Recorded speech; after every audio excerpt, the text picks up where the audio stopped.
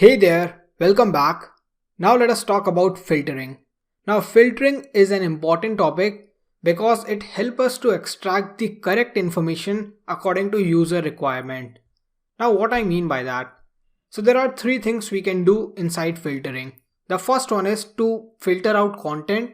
The second one is to search out content. And the third one is to order content. Let me explain everything in detail. So when we search anything on Amazon, let me search about laptop. Here I have option to filter out according to the number of reviews, like their rating, and then according to their brand, then price section, and keep on following. So this is the first filter, which is pretty direct.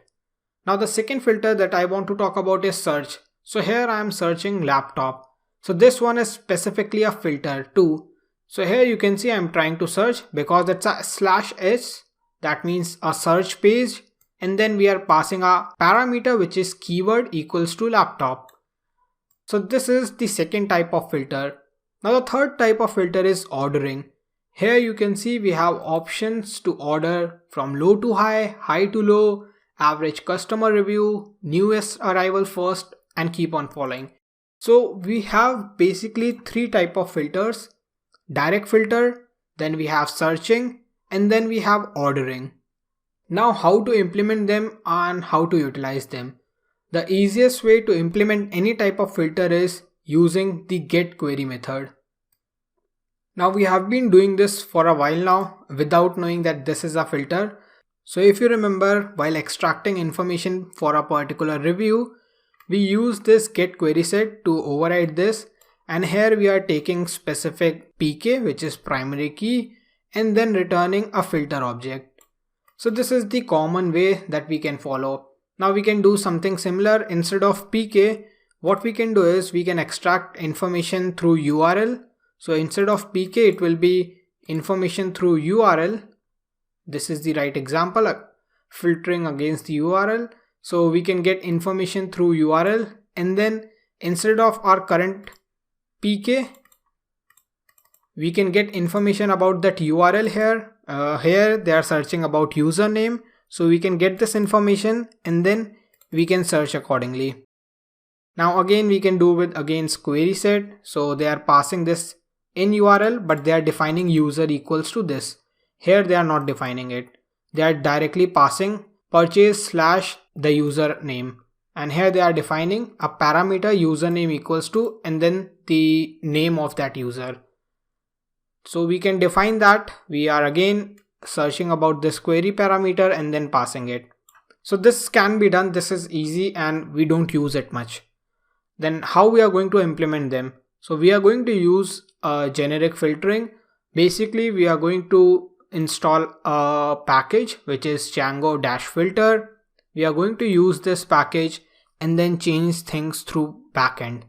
So we are going to then mention everything inside our backend and then utilize this filter backend. Okay, so this one is done. This one is already done.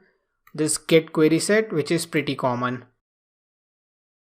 Let us try to implement a quick example with against the URL. Both the example and then jump onto this package. Now this package is quite common and there is a proper documentation, and we mostly use these type of filter only because they are much polished and they are much updated according to user requirement.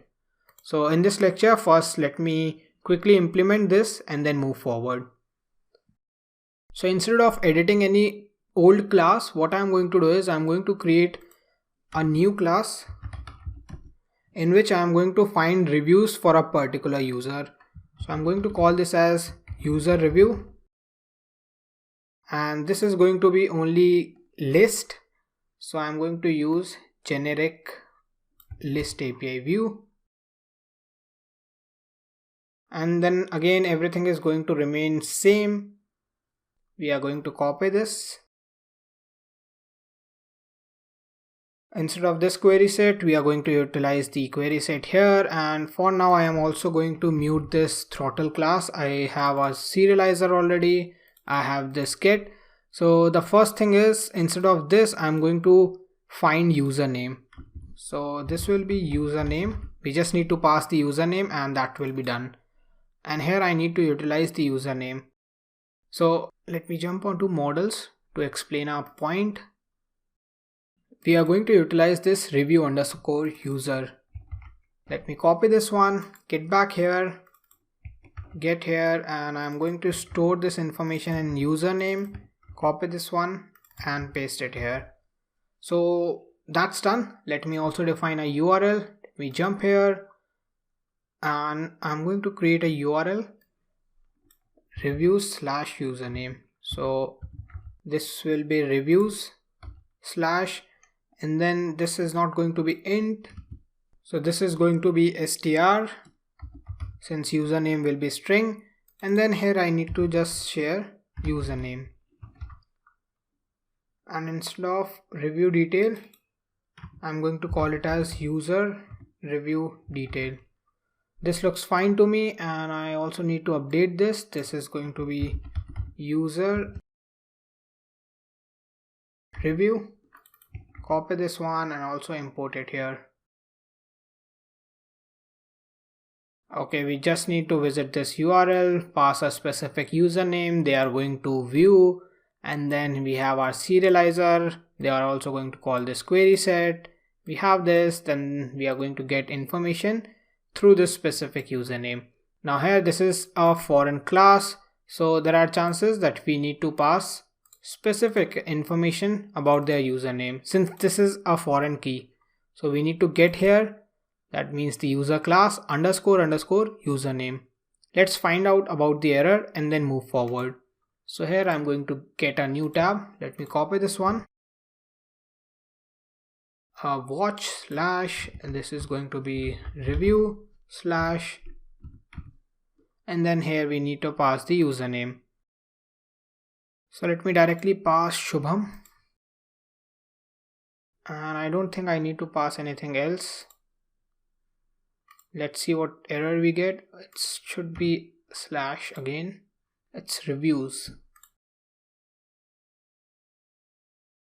Field ID expected a number but got Shubham. Now this looks like they are not able to find anything regarding Shubham. So that means this is a foreign key and we need to define what this Shubham means to this foreign key. What we are going to do is I'm going to use double underscore and then username.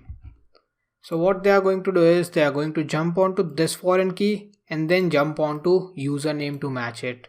Let me save this one, jump back here, send a request again. You can see now I am able to get every information. Now this happens only when we have some foreign key and then I'm trying to find anything else. If there are chances that I was trying to find directly according to rating, then I don't need to pass anything like this. So I don't need to use double underscore. I just need to mention this review underscore user. In that case, it will be rating.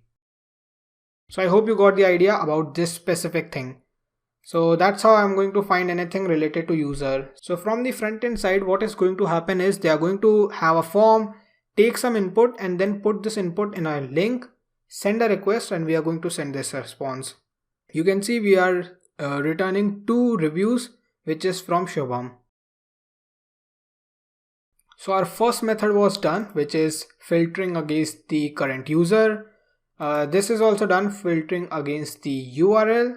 And the third one is query parameter. Let us understand how to follow this query parameter. So you don't have to do much, everything is going to remain same. The first change will be if a user is passing something, they will have question mark, then the parameter name. Here let's say it's username equals to, and then the input. So if I jump here, take the Amazon example, here they have a page /s, which is their search page, and then question mark, this is their keyword, which is equals to laptop. Same thing we are trying to find here. Now you can take movie name, you can take rating or anything else. For this example, I am taking username. So that's how they are going to do. Now what happened behind the scene is they are going to fetch this username, they are going to map this. This is the username as a parameter and this is its value. So we just need to do that. Get here. I'm just commenting this out so later you can find this and utilize the code, and I'm going to paste this here, correct the indentation, This looks fine.